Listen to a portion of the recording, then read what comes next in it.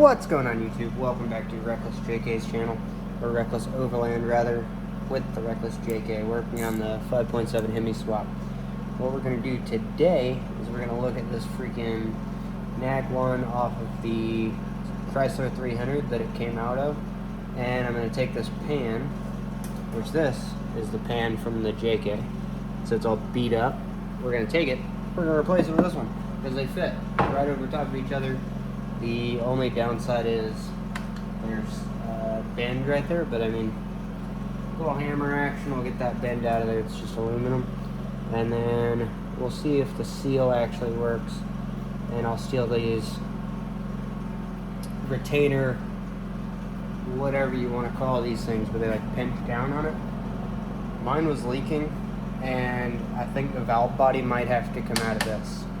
But we'll see. That might be a later video. But right now we're just going to take this pan off. And quick tip, if you didn't know, this right here is from the top removal kit that Jeep gives you. It just slides right in there. One of these. And you can use this Torx bit or star bit to remove your transmission pan if you're on the trail and you need a tool and you don't know where your star bit is. You can use this. Or, if you need a transmission pan, you can go get one out of 2012, I think 2011 actually, to 2014, maybe 2015 model Chrysler 300 RT. You can get the same exact nag one transmission pan, gasket, all of that, and then you can also update the valve body to where instead of off-roading, if you don't off-road, you can use this valve body to go faster, which is the only reason that I would use it in a V8. I'm still going to off-road it, but gearing is how I'm going to get past it.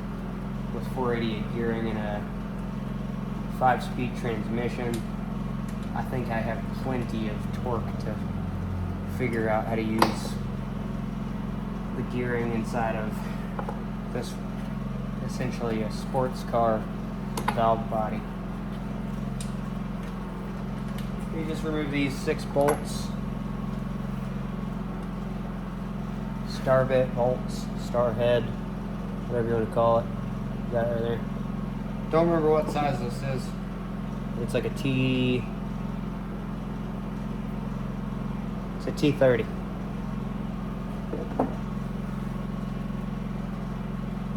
Alright, I'm interested in seeing how this comes off of here. Oh. That looks good. And now I'll have fluid in.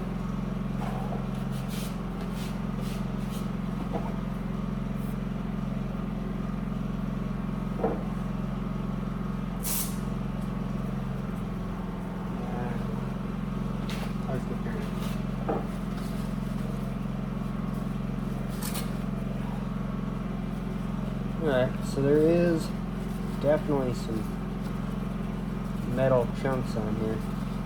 That's to be expected.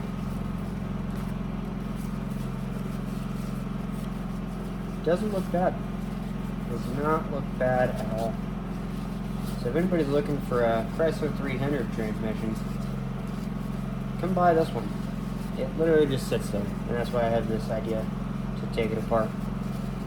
But I think what I'm going to do is I'm going to take this, and I'm going to have 2 magnets in there, because if the metal shavings are bad enough, at least we'll catch all of them, and we'll have twice as much chance to catch them. That just smeared it all around. Oops.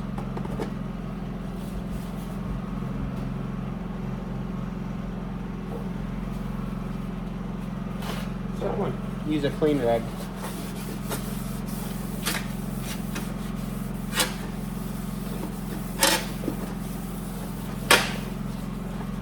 Yeah, see, that's where this bend is. I'll bend that back. Otherwise, it's an easy day. Should work just fine. Let's compare the two here. side if it'll stand up. Overall, I think it's the same dimension-wise. And I think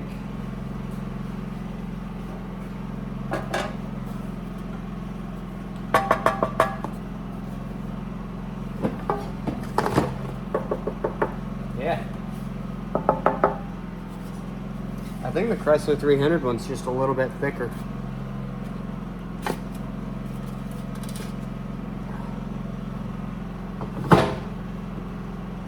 Yeah, clean this guy up. There wasn't much on the Jeeps, but it is a little bit nasty, so we'll clean that up, put it in there.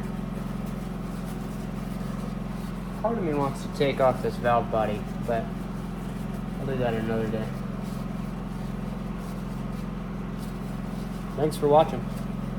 Like, subscribe, comment if you want me to take the valve body out and do a discussion, because I didn't see anything about specific for keeping the Nag 1 transmission in the JK with a 5.7 Hemi, but I'll do some research and see what I can find out on keeping this transmission and using different valve bodies and let you know. Thanks. Bye.